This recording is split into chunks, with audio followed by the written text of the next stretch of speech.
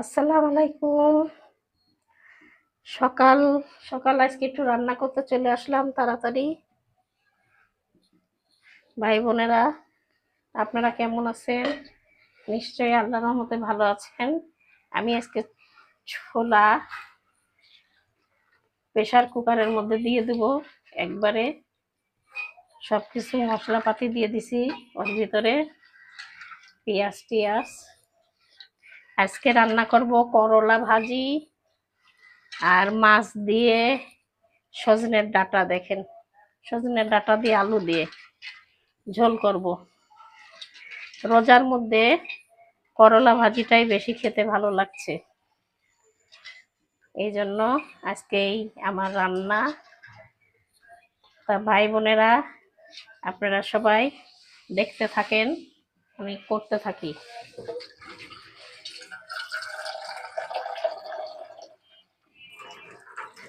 আমি ছোলার মধ্যে এখন অল্প পানি দিয়ে দিই,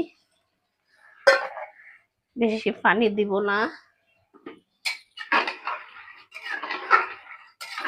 সব মশলাপাতি দিয়ে দিছি মাথায়, এবার মুখটা আটকায় দিব। এবার এটা হতে থাক। ওইদিকে আমি কারেন্টের চুলায় অন্য কিছু বসায় দিব।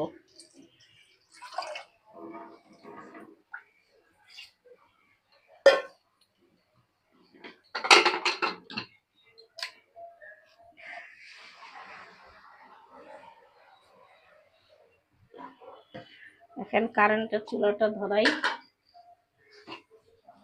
কারেন্টের চুলাটা ধরাই আমি মাছ ভাজা করে ফেলি।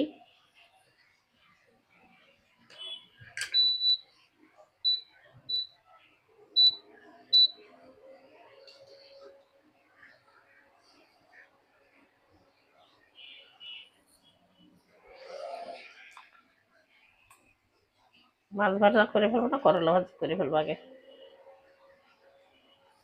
মাছ ভাজাটা গ্যাসে করবানি, করলা ভাজি করে ফেলি।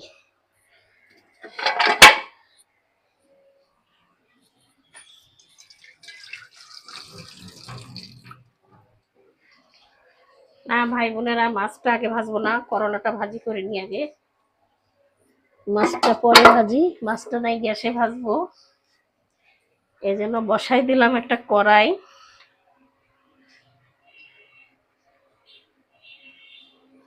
দিয়ে দিলাম তেল,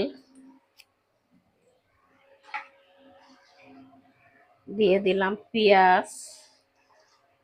করলা ভাজিতে একটু বেশি পেঁয়াজ দিলে ভালো হয়, তিতোটা কম লাগে। তা দিয়ে দিলাম পেঁয়াজ। এইবার দিয়ে দেব হলদি লবণ, দিয়ে দিলাম লবণ।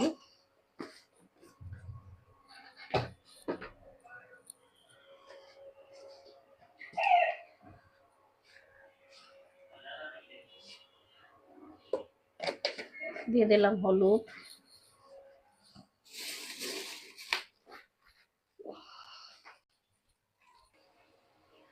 হলুদ লবণ দিয়ে দিচ্ছি আমি পেঁয়াজের মধ্যে। এবার দিব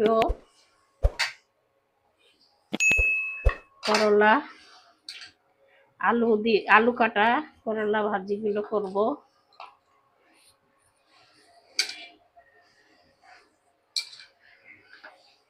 এটাই খেতে ভালো লাগে বেশি গরম ভাতের সাথে রোজার পরে।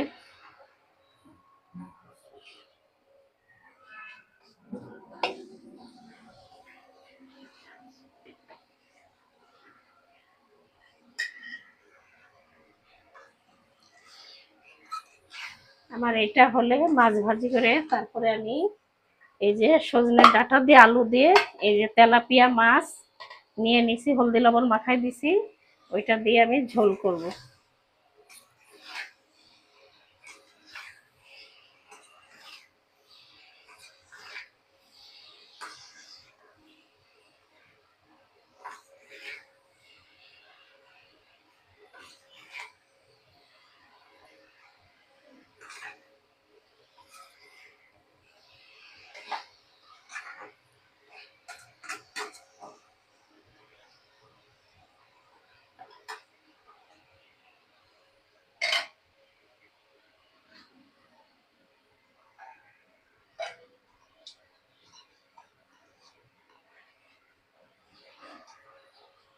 এখন ঢাকা দিয়ে দিলাম, হতে থাক, আপনাদেরকে আবার পরে দেখাচ্ছি। আপনারা আমার করলা ভাজিটা হয়ে গেছে, আমি করলা ভাজিটা নামিয়ে এখন মাছ ভাজা করব, করে আমি সজনের ডাঁটার তরকারিটা চড়াবো।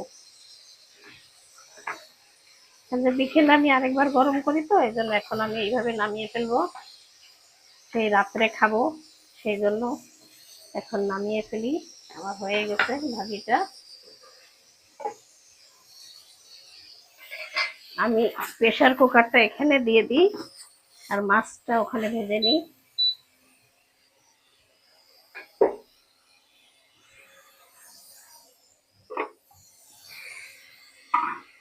মাছটা এখানে ভেজে নিই, ওখানে না তো এই কড়াইটা পড়ে যায় কাটতে, এই কারণে এখানে ভাজি।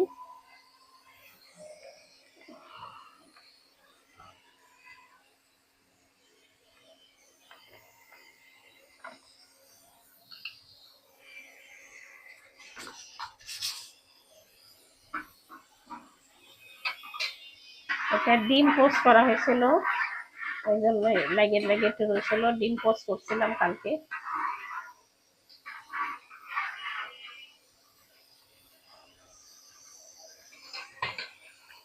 এটা তেলাপিয়া মাছ,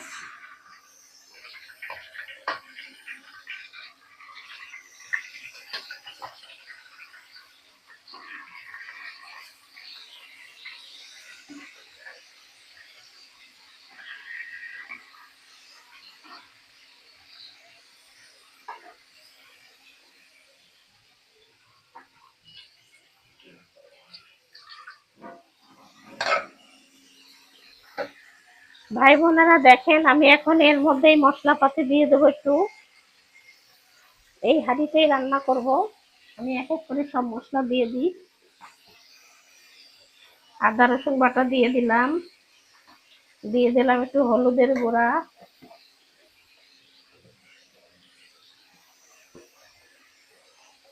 দিয়ে দেবো স্বাদ মতন লবণ, আর দিয়ে দেবো মরিচের গুঁড়া।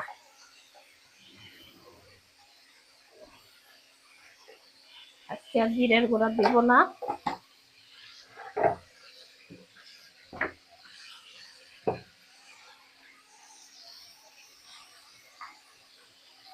সব মশলাই যে দিয়ে দিছি, মাছ ভাজাটা হলে এর মধ্যে আমি পেঁয়াজ ভেজে ওই তরকারিতেই ঢেলে দেবো।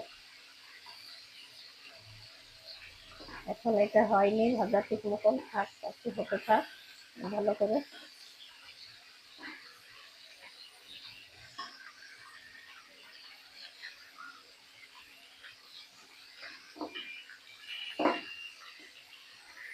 আমি আদা রসুন উঠাই রাখি, আর লাগবে না, আদা রসুন বাটা উঠাই রাখি ফ্রিজে। এইগুলো কি রঙে ডুবানো থাকে নাকি ভুলে?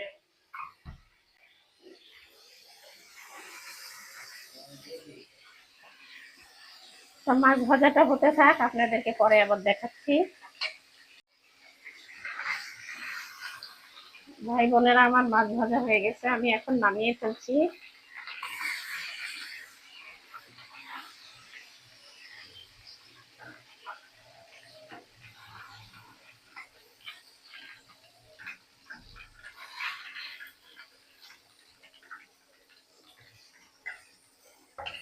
এর মধ্যে দিয়ে দিচ্ছি পেঁয়াজ ভাজা,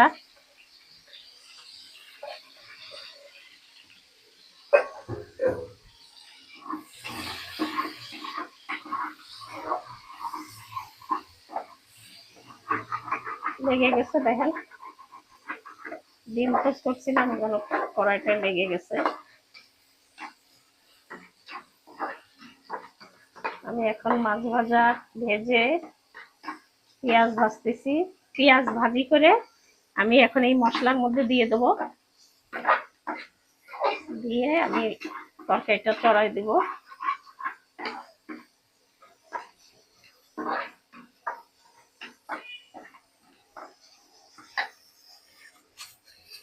আমি এবার আবার এটা এখানে দিয়ে দিই, এই যে পানি ছিল কলাই দিয়ে দিলাম, পেঁয়াজ ভাজাগুলো, তেল, মাছ ভাজার তেল। আমার রান্না শর্টকাট করে রান্না করি ভাই বোনেরা, আপনারা কিছু মনে করেন না। আমরা দ্রুত রান্না করে ফেলি। একটু মশলা কষানো হোক, একটু কষায় তারপরে আবার আপনাদের কাছে আসছি।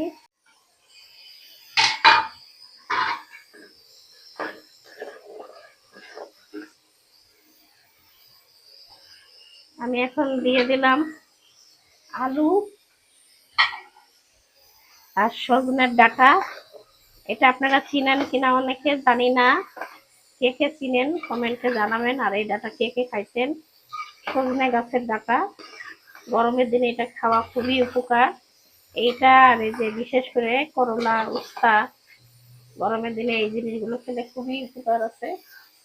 আমি এখন ঢাকা দিয়ে দিই, কষানো হোক একটু, পরে আবার আসছি আপনাদের কাছে।